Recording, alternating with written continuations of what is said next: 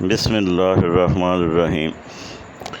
میں ہوں رانا ریاست علی اور آپ دیکھ رہے ہیں زیارت ٹی وی 98۔ اس وقت ہم فیصل آباد شہر سے اپنے دوستوں کے ساتھ گجرات کی طرف جا رہے ہیں۔ وہاں پر حضرت شاہد اللہ رحمۃ اللہ علیہ کے دربار کی زیارت کے لیے۔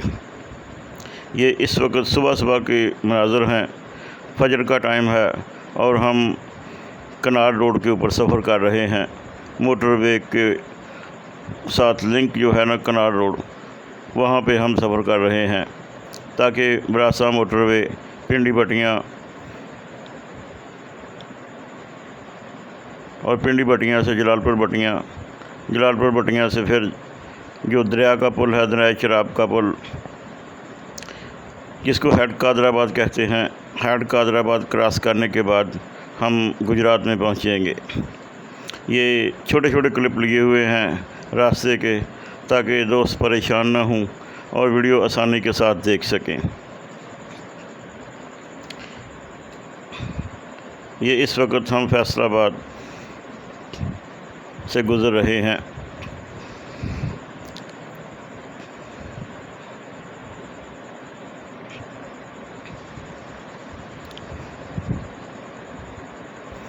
ابھی تھوڑی دیر کے بعد ہم ہیڈ قادر آباد پل کے اوپر سے گزریں گے۔ یہ ہیڈ قادر آباد کا پل آ گیا۔ یہ دریا کا پانی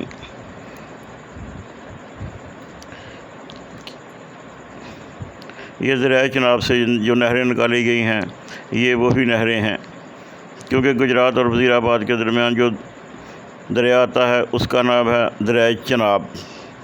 یہ دریائے چناب کے اوپر سے ہم گزر رہے ہیں۔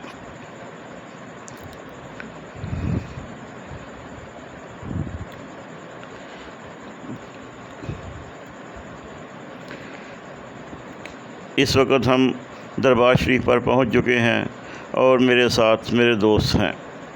اب ہم آپ کو حضرت صاحب کی تاریخ کے بارے میں بتاتا ہوں۔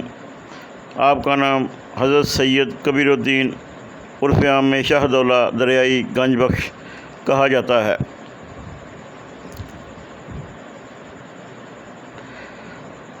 آپ کا تعلق شاہی خاندان کے ساتھ ہے۔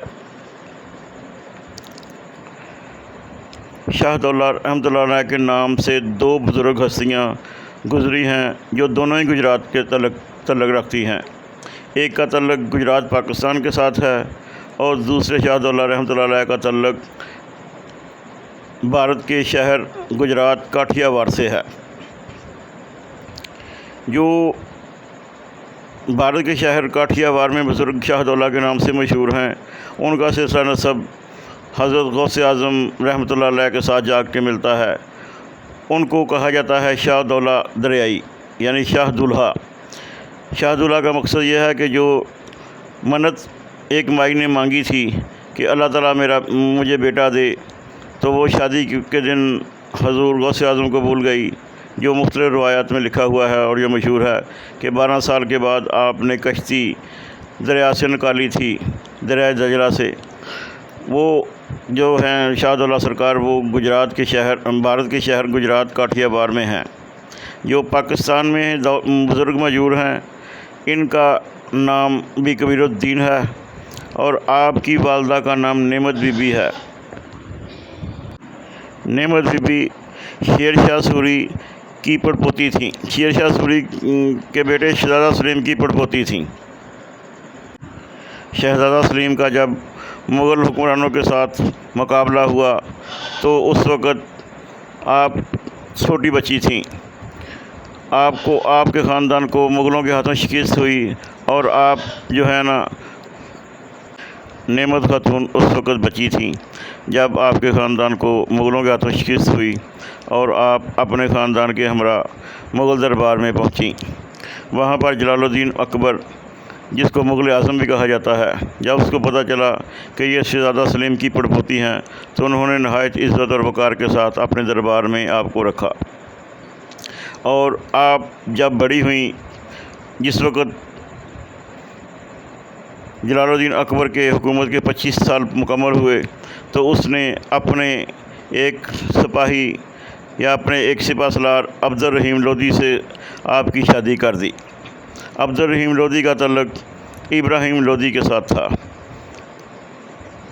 لودھی خاندان بھی بادشاہ خاندان تھا، اور مغل خاندان بھی شیر شاہ سوری کو تو آپ جانتے ہی ہیں، جنہوں نے مغل سے ہمایوں سے حکومت چھین لی تھی۔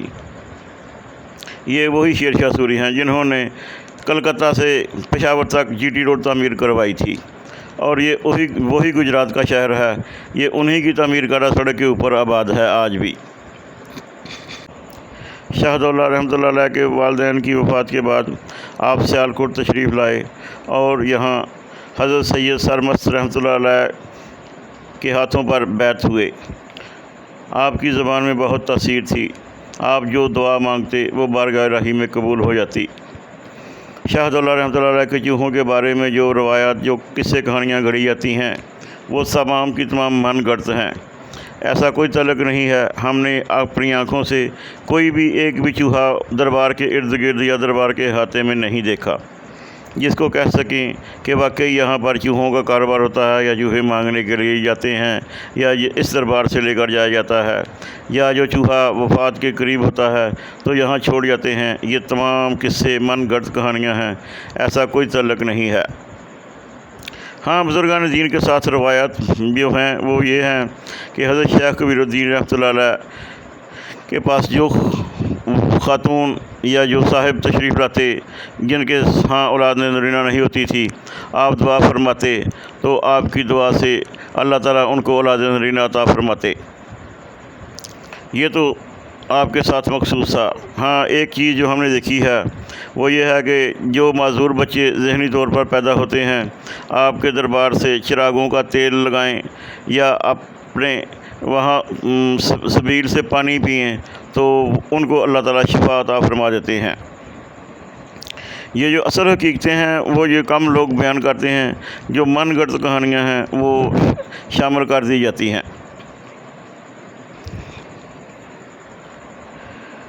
حضرت شاہ دولہ دریائی رحمۃ اللہ علیہ کی اور بھی بہت سے جو ہیں کرامات منسوب ہیں کہ ایک مغل شہزادی تھی، ایک علاقے کی بادشاہزادی تھی جس کے ہاں اولاد نہیں ہوتی تھی، تو آپ کے پاس وہ دعا کے لیے تشریف لائیں تو آپ نے ان سے کہا کہ آپ کے ہاں بیٹا ہوگا، لیکن پہلا جو بچہ ہو وہ آپ نے میری درگاہ پہ اوپر چھوڑ کر جانا ہے۔